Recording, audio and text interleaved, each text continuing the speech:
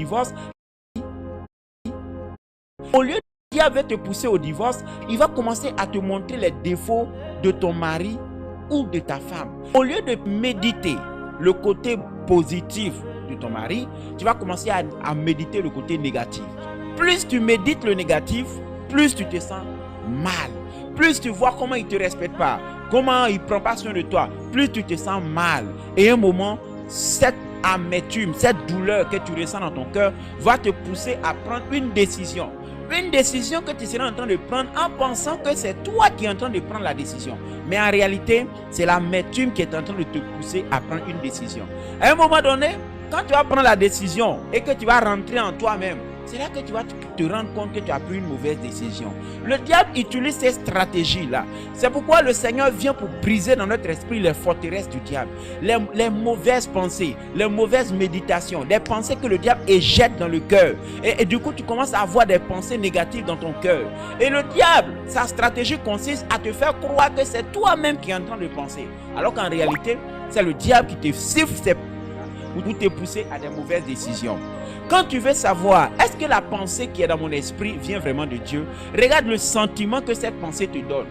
Si le sentiment que la pensée qui est en toi te donne est négative, ça veut dire que ces pensées-là ne viennent pas de Dieu. Quand Dieu te donne une pensée, cette pensée va créer en toi l'amour, la bonté, l'humilité, la compassion. Mais quand le diable te donne une pensée, ça va susciter en toi l'amertume, la vengeance, la colère. La plupart des temps, les gens sont là comme ça, constamment en train de penser comment on ne les respecte pas, comment on ne les a pas aidés, comment son père n'a pas été là pour soutenir ses études. Donc, toutes ces pensées-là suscitent des sentiments d'amertume qui te poussent à te révolter contre la société, contre l'autorité parentale. Et c'est la stratégie de Satan. Voilà pourquoi quand tu es un enfant de Dieu, fais attention aux pensées qui se passent dans ton cœur. Toutefois que tu sens qu'une pensée veut te pousser à l'amertume ou à la vengeance, sache que l'ennemi veut te détruire. Il veut te pousser à poser des actes de folie. Et c'est pourquoi un enfant de Dieu doit faire attention à ses pensées. La Bible dit ceci dans Proverbe 4, verset 23. Veille sur ton cœur plus que toute autre chose, car de ce cœur-là te viennent les sources de la vie.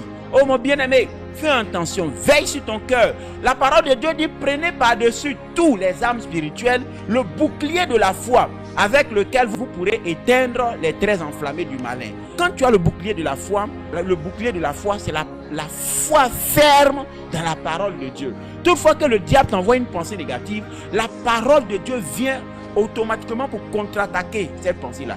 Quand le diable sera en train de te dire que ta femme ne t'aime pas, ton mari ne t'aime pas, la parole de Dieu en toi va dire, ce n'est pas l'attitude